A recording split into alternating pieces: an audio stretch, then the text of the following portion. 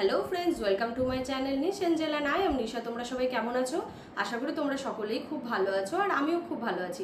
আজ আমি চলে এসেছি তোমাদের সাথে আমি আমার স্কিন কেয়ার রুটিনটা শেয়ার করার জন্য। তো আমি আমার স্কিন কেয়ারে কী ফলো করি, কীভাবে আমার স্কিন কেয়ারটা করি, সেটা আমি স্টেপ বাই স্টেপ তোমাদেরকে দেখাবো। তার আগে আমি বলে রাখি, আমি আমার স্কিন কেয়ারে ফলো করি হচ্ছে CTM। সি মানে হচ্ছে ক্লিনজিং, যেখানে আমরা একটা ভালো ফেস ওয়াশ বা ক্লিনজার দিয়ে ফেসটাকে ক্লিন করে নেব। টি মানে হচ্ছে টোনার, যেখানে ফেস ক্লিন করার পর টোনার ইউজ করব। আর এম মানে হচ্ছে ময়শ্চারাইজার, যেখানে আমরা ফেসটাকে হাইড্রেট করার জন্য ময়শ্চারাইজারটা অ্যাপ্লাই করব। তো চলো বেশি দেরি না করে ভিডিওটা স্টার্ট করি।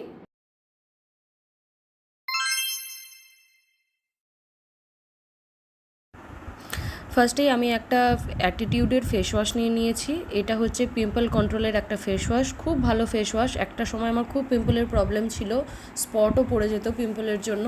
তো এই ফেস ওয়াশটা ইউজ করার পর থেকেই খুব ভালো আমি রেজাল্ট পেয়েছি। পিম্পলের প্রবলেমগুলো অনেকটাই কন্ট্রোল হয়েছে। তো আমি এখানে ভালো করে আমার ফেসটাকে ডিপ ক্লিন করে নেব, তারপর টাওয়াল ড্রাই করব।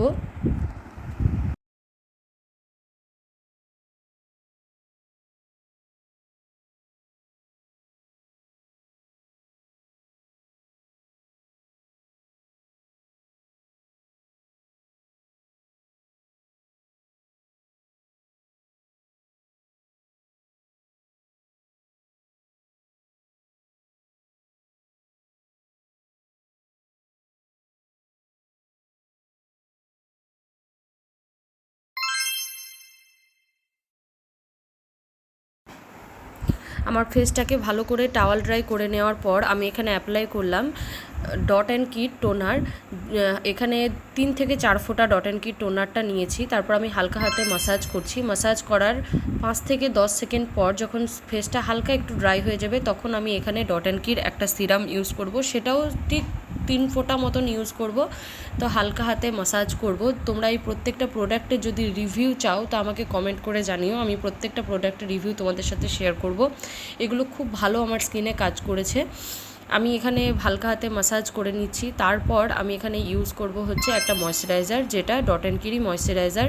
এই ময়শ্চারাইজারটাতে SPF 30 অ্যাড আছে, কিন্তু তারপরেও আমার যেহেতু বাইরে বেরোলেই ট্যানের প্রবলেম হয়ে যায়, তো আমি আবার একটা সানস্ক্রিন ইউজ করব। সানস্ক্রিনটা হচ্ছে ফক্সটেলের। তো এখানে হালকা হাতে আমি মাসাজ করে নেব। আর প্রত্যেকটা প্রোডাক্টেই একটা গ্যাপ রাখতেই হবে, সাথে সাথে কোনো প্রোডাক্টের ওপর প্রোডাক্ট লাগানো যাবে না, কারণ তাহলে প্রোডাক্টের কোনো কাজই হবে না। প্রত্যেকটা প্রোডাক্টেই 5 থেকে 10 সেকেন্ড থামার পরে আবার নেক্সট প্রোডাক্টটা তোমাদেরকে ইউজ করতে হবে। যেভাবে আমি ইউজ করছি সেম সেই প্রসেসেই তোমরা ইউজ করবে, ভালো রেজাল্ট পাবে। এখানে আমি সানস্ক্রিন একটু বেশি পরিমাণে লাগাচ্ছি। আমি সানস্ক্রিনটা একটু বেশি পরিমাণেরই লাগাই। তারপরে আবার মোটামুটি 40 মিনিট কি 1 ঘন্টা পর আমি আবার রিপিট করি। সেটা আমি রোদে কীরকমভাবে বেরোচ্ছি সেটার ওপর ডিপেন্ড করে, সব সময়তে না। তো ভিডিওটা ভালো লাগলে লাইক, শেয়ার, কমেন্ট অবশ্যই করবে, আর পাশে থাকা বেল আইকনটাকেও ক্লিক করে দেবে আমার প্রতিটা ভিডিওর নোটিফিকেশান পেতে।